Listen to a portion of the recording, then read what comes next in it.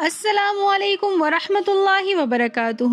آج کے سبق میں ہم سورۃ البقرہ آیت نمبر 47 اور 48 کو تجوید کے ساتھ پڑھنا سیکھیں گے۔ آئیے اپنے سبق کا آغاز کرتے ہیں تعوذ اور تسمیہ کی تلاوت سے۔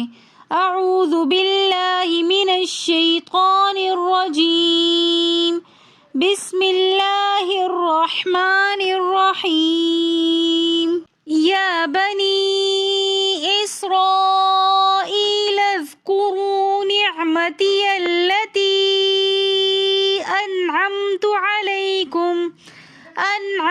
علیکم وانی فضلتکم علی العالمین۔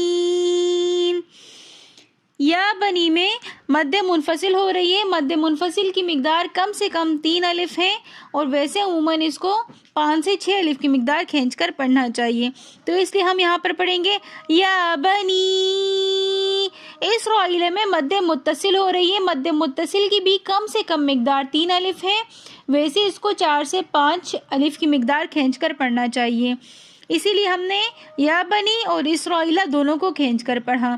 یا بنی اسرائیل، اسرائیل میں یا ساکن اور اس سے پہلے زیر ہے، تو یا مدہ ہونے کی وجہ سے ہم اسرائیل ہم 1 الف کی مقدار کھینچ کر پڑھ رہے ہیں۔ پھر آگے اسرائیل میں لام کے بعد آگے زال ساکن ہے، تو ہم لام کو زال کے ساتھ ملا کر پڑھیں گے۔ درمیان میں حمزۃ الوصل ہے جو درمیانے کلام میں آنے کی وجہ سے گر جائے گا۔ اسرائیل اذکروا میں واو ساکن اور اس سے پہلے پیش، تو واو مدہ ہونے کی وجہ سے ہم یہاں پر اسرائیل اذکروا 1 الف کی مقدار ہم کھینچ کر پڑھیں گے۔ نعمتی التی میں یا کو ہم لام کے ساتھ ملا کر پڑھیں گے نعمتی التی، یہاں پر بھی مد منفصل ہو رہی ہے، کم سے کم 3 الف کی مقدار، ویسے 4 سے 5 الف کی مقدار اس کو کھینچ کر پڑھیں گے۔ نعمتی التی انعمت علیکم، انعمت میں نون ساکن ہے، نون ساکن کے بعد حروف حلقی میں سے عین آ رہا ہے، تو اس لیے ہم یہاں پر غنہ اخفا کچھ بھی نہیں کریں گے۔ انعمت علیکم وانی میں نون مشدد ہونے کی وجہ سے پہلے ہم غنہ کریں گے، پھر یا مدہ ہونے کی وجہ سے ہم 1 الف کی مقدار کھینچ کر پڑھیں گے یا کو۔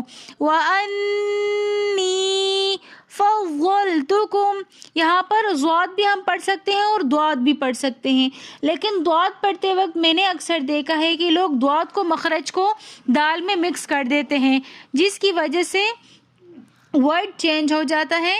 تو کوشش کیا کرے کہ اگر ضاد پڑھنا ہے تو پراپر ادائیگی کے ساتھ پڑھیں، فضلتکم، یا پھر ضاد ہی پڑھیں فضلتکم۔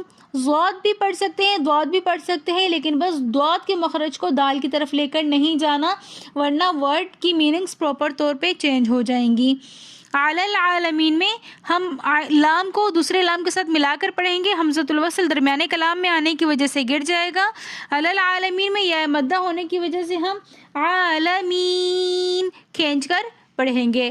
یا مدہ کے بعد آگے نون ساکن آ رہا ہے، تو حالت وقف میں اس کو تھوڑا سا زیادہ کھینچ کر پڑھیں گے۔ آیت کو دوبارہ ریپیٹ کر لیتے ہیں۔ یا بنی اسرائیل اذکروا نعمتی التی انعمت علیکم وانی فضلتکم علی العالمین۔ واتقوا یوما لا تجزی نفس عن نفس شیئا ولا يقبل منها شفاعة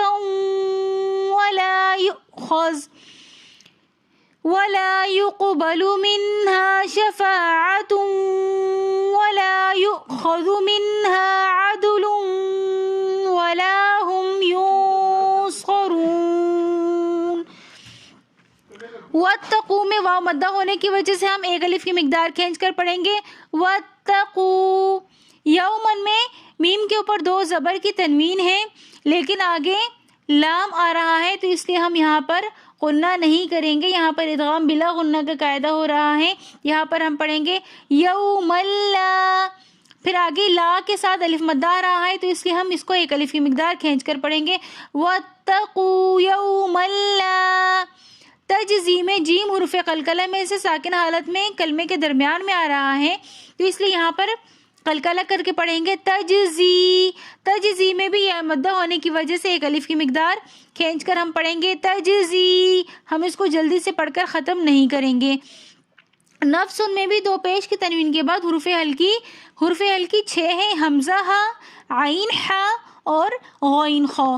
جب بھی نون ساکن یا تنوین کے بعد ان 6 حروف میں سے کوئی بھی حرف آئے تو وہاں پر ہم غنہ اخفا کچھ بھی نہیں کریں گے. تو اس لیے ہم یہاں پر پڑھیں گے نفس عن نفس. عن نفس میں ہم غنہ کر کے پڑھیں گے کیونکہ نون ساکن کے بعد اخفا کے یا نون میم واو کے حرفوں میں سے نون آ رہا ہے تو یہاں پر ادغام مال غنہ کا قاعدہ ہو رہا ہے. تو یہاں پر ہم پڑھیں گے عن نفس. نفس اس لیے پڑھ رہا ہے کہ نون ساکن یہ سین کی 2 زیر کی تنوین کے بعد اخفا کے 15 حروف میں سے شین آ رہا ہے تو اس لیے ہم یہاں پر پڑھیں گے نفس شیئا. آگے شیئا بھی ہم اس وجہ سے پڑھ رہے ہیں کہ 2 زبر کی تنوین کے بعد یا نون میم واو ینمو کے حرفوں میں سے واو آ رہا ہے تو یہاں پر ہم غنہ کر کے پڑھیں گے شیئا. ولا کے اندر بھی الف مدہ ہونے کی وجہ سے ہم ولا ایک الف کی مقدار کھینچ کر پڑھ رہے ہیں. یقبلو یق میں قاف حروف قلقلہ میں سے کلمے کے درمیان میں ساکن حالت میں آ رہا ہے تو اس لیے ہم قاف کے اوپر قلقلہ کریں گے. قلقلہ کہتے ہیں آواز کو واپس پلٹا کر لے کر آنا. تو یہاں پر ہم پڑھیں گے یق یعنی ہم نے آواز کو دوبارہ ریپیٹ کیا. منہا میں نون ساکن اور آگے حروف ہلکی میں سے ہا رہا ہے تو یہاں پر ہم غنہ نہیں کریں گے بلکہ واضح کر کے پڑھیں گے منہا. شفاعتن کے اندر تو پیش کی تنوین کے بعد یا نون میم واو کے حرفوں میں سے واو آ رہا ہے تو اس لیے ہم یہاں پر غنہ کریں گے شفاعت. ولا ولا کے اندر بھی الف مدہ ہونے کی وجہ سے ہم نے ایک الف کی مقدار کھینچ کر پڑھا. یؤخذ کے اندر حمزہ ساکن حالت میں آ رہا ہے تو اس لیے ہم یہاں پر حمزہ کو تھوڑے سے جھٹکے کے ساتھ پڑھیں گے ولا یؤخذ. منہا میں نون ساکن حالت میں آ رہا ہے اور آگے حروف ہلکی میں سے ہا رہا ہے تو یہاں پر ہم غنہ کچھ بھی نہیں کریں گے بلکہ واضح کر کے پڑھیں گے ولا یؤخذ منہا.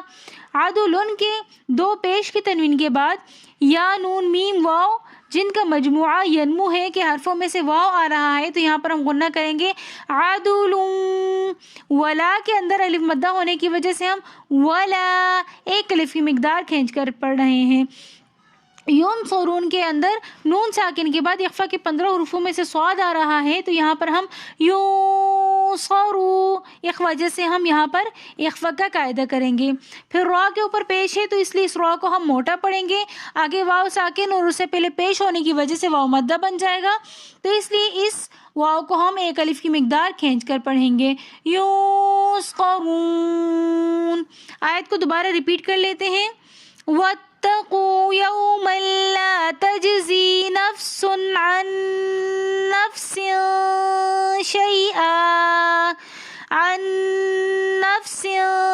شیئا ولا يقبل منها شفاعة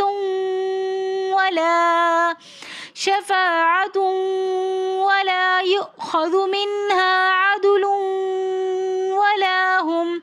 ولا هم ينصرون. اگر آپ کو ہماری آج کی ویڈیو پسند آئی ہو تو ویڈیو کو like comment share and subscribe ضرور کیجیے گا. ملتے ہیں نیکسٹ ویڈیو میں, تب تک کے لیے اللہ حافظ.